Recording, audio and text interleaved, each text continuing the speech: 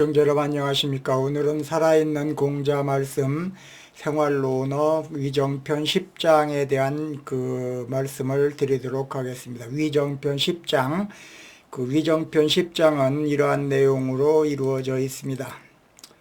공자가 말한 그러한 내용입니다. 공자가 말했습니다. 그 사람이 하고 있는 바를 보며 어떤 동기를 행동하는지를 살피며 어떤 동기로 행동하는지를 살피며 편안해하는 것이 무엇인지를 살피면 그 사람의 됨됨이를 알 수 있다. 이런 내용입니다.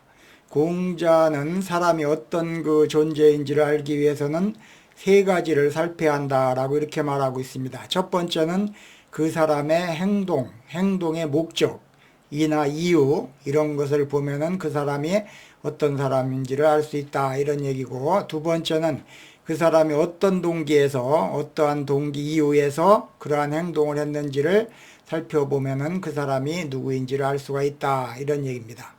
그 다음에 마지막 세 번째는 그 사람이 어디에서 무엇에서 편안함을 찾고 있는지를, 무엇에서 편안해 하는지를, 어떤 일을 했을 때 편안해 하는지를 관찰해 보면은 그 사람이 진정으로 무엇을 중요하게 여기는지를 알 수 있다라고 하는 그런 내용이 되겠습니다. 우리도 마찬가지입니다. 어떤 사람을 우리가 살펴볼 때 그 사람이 행동하는 이유나 목적, 동기, 그 다음에 무엇에서 편안함을 느끼는지, 그러니까 편안함을 느끼는 것은 그 사람이 어떤 부담이 없다는 얘기입니다. 일에 부담이 없는 부분이 어디 있는지를 살펴보는 것입니다. 그러니까 편안해한다는 얘기는 일에 부담이 없기도 하지만은 적성에 맞고 재미가 있고 했을 때 거기에 편안함을 느낀다, 이런 얘기입니다. 그래서 저는 위정편 10장의 제목을 사람을 판단하는 세 가지 기준이다 이렇게 붙여봤습니다. 그래서 이번 시간에는 사람을 판단하는 세 가지 기준에 대한 말씀을 드리려고 합니다. 사람은 그가 어떤 행동을 할 때 그러한 행동의 이유와 목적이 있는 것입니다.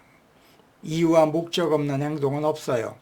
그 사람이 왜 그런 선택을 했는지, 왜 그런 행동을 했는지를 살펴보면 그 사람의 성격이나 가치관 이런 것을 이해할 수가 있는 것입니다. 예를 들어서 어떤 사람이 다른 사람을 돕고 있다, 돕는 일을 한다면 그 사람은 아마도 타인의 고통에 공감을 하고 나누는 것을 중요하게 여기는 그러한 사람일 것입니다.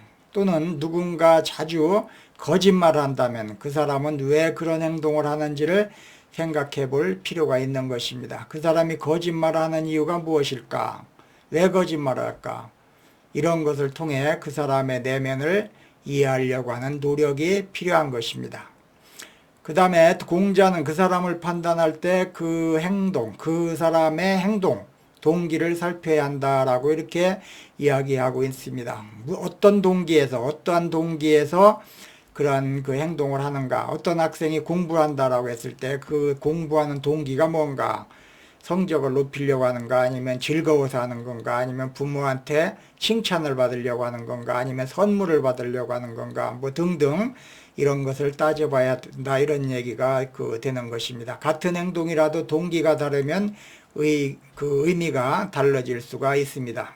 예를 들어서 어떤 사람이 남을 돕는 행동을 했다고 합시다. 그가 진심으로 돕고 싶어서 한 것인지 아니면 다른 사람에게 좋은 인상을 주기 위해서 하는 건지 이런 것들을 따져봐야 됩니다. 그 행동의 이해에 따라서 행동의 가치가 달라지는 것입니다. 겉으로는 똑같이 보이지만 한 사람은 진정한 선행을 한 것이고 또 한 사람은 자신의 평판을 높이기 위해서 한 행동으로 보여지는 것입니다.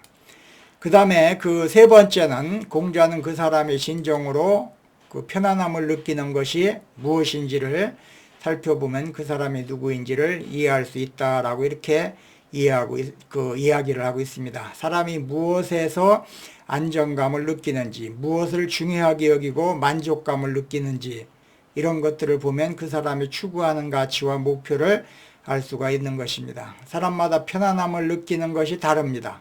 어떤 사람은 조용한 곳에서 책을 읽는 데서 편안함을 느끼는 사람도 있고, 또 어떤 사람은 가족과 함께 그 대화를 하거나 같이 지내면서 편안함을 느끼는 사람도 있고, 또 어떤 사람은 직장에서 일을 하면서 편안함을 느끼는 사람도 있고, 또 어떤 사람은 그 논문을 쓰거나 책을 읽거나 하면서 편안함을 느끼는 사람도 있는 것입니다.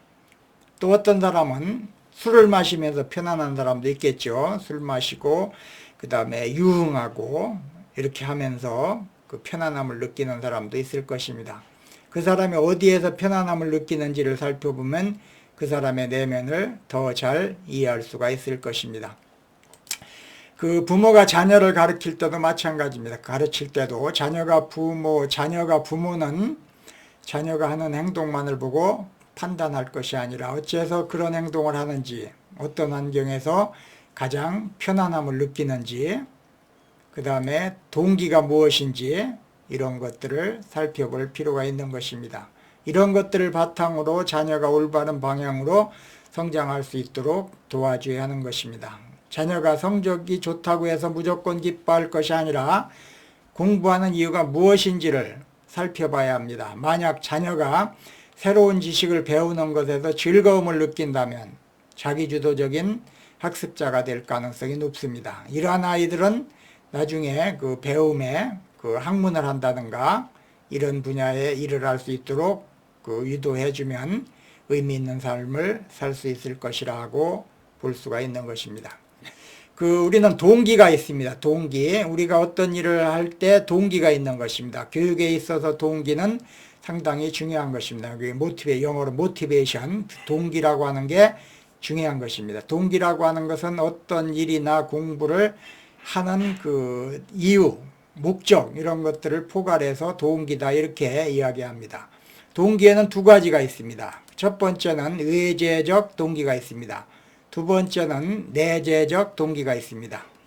외재적 동기는 그 압력을 받는다든가, 그거 하지 않으면은 누구로부터 압력을 받는다든가, 의무라든가, 보상을 받는다든가, 아니면 안 했을 때 처벌을 받는다든가, 이러한 포괄적인 이유에서 일이나 공부를 했을 때 우리는 이것을 외재적 동기다 이렇게 이야기를 하는 것입니다. 그러니까 동기가 외부로부터 오는 것입니다. 남이 하니까 한다라든가 이런 것들은 외재적 동기가 되는 것입니다.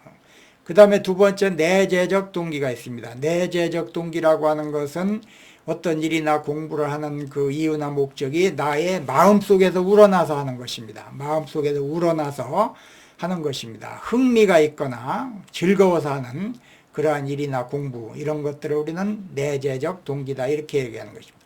외재적 동기와 내재적 동기의 예를 몇 가지 들어보겠습니다. 우선 외재적 동기의 예를 보면 시험에 합격하기 위해서 공부한다든가 높은 수입을 받기 위해서 공부를 한다든가 일을 한다든가 승진을 하기 위해서 일을 한다든가 이런 것들을 얘기하는 것입니다. 이러한 동기는 외부로부터 오는 것입니다. 일을 하고자 하는 목적이나 이유가 외부로부터 오는 것입니다. 뭐를 받기 위해서, 보상을 받기 위해서 또는 처벌을 받지 않기 위해서 일이나 공부를 하는 것, 이것을 외재적 동기다 이렇게 얘기를 하는 것입니다. 칭찬을 받기 위해서 한다든가, 그 다음에 처벌을 피하기 위해서 일이나 공부를 한다든가 이런 것들을 우리는 외재적 동기다 이렇게 얘기를 하는 것입니다. 두 번째 내재적 동기에는 흥미, 내가 그 일에 재미를 느껴서 한다든가 의미가 있다든가 그 일을 하거나 공부를 하면은 나한테 큰 의미가 있다든가, 사람은 그 의미가 있으면 재미있는 것입니다.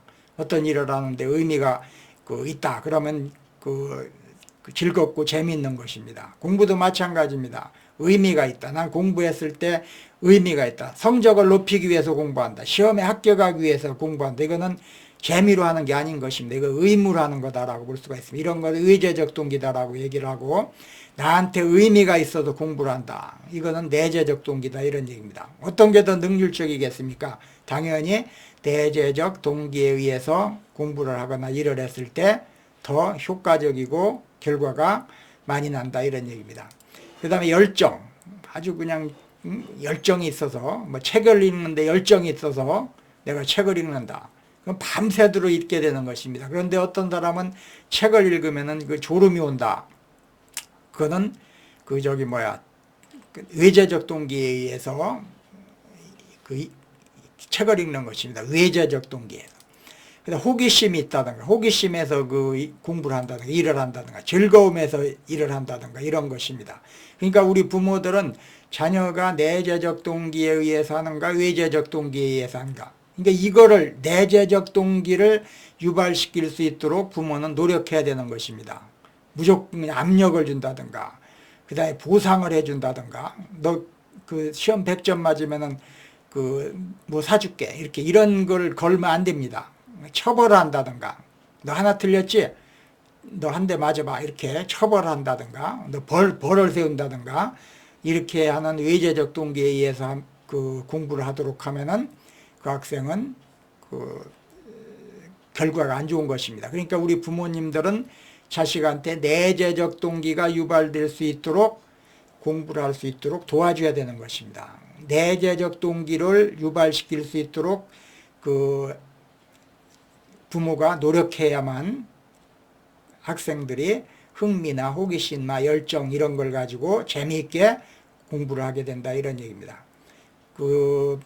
하나의 재미있는 예를 하나 유머를 하나 하겠습니다. 어떤 엄마가 자기 아들이 피아노에 관심도 없는데 피아노를 시켰습니다. 맨날 가가지고 피아노를 시켰습니다. 피아노 학원에 가서 돈도 내주고 해서 자식이 피아노 학원에 억지로 가도록 하겠습니다. 그런데 이 학생은, 이 아이는 피아노에 아주 흥미가 없습니다. 가서 보면 막 졸리고 그냥 뭘 하는지도 모르고 이렇게 하는 학생이었습니다. 이렇게 억지로 시켰더니 나중에 뭐가 되는가 봤더니 정상적으로 이렇게 내재적 동기가 있으면 뭐가 돼야 됩니까? 피아니스트가 된다든가 아니면 피아노 치는데 흥미가 있어야 되는 그런 사람이 돼야 되는데 나중에 뭐가 됐냐면 안마사가 됐답니다. 안마사. 이렇게 손으로 톡톡톡톡 치는 건 알아갖고 안마사가 됐다라고 하는 그런 우스갯소리가 있습니다. 그러니까 우리 어머니들은, 부모님들은 자녀한테 외재적 동기가 아니라 내재적 동기를 유발시킬 수 있도록 노력해야 된다, 이렇게 볼 수가 있는 것입니다.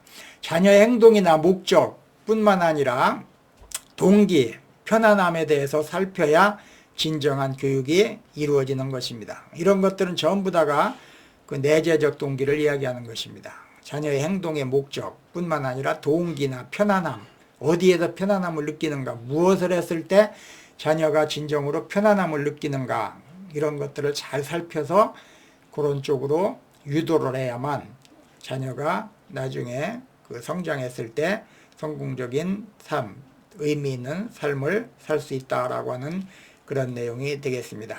오늘은 살아있는 공자 말씀 생활론어 위정편 10장에 대한 말씀을 드렸습니다.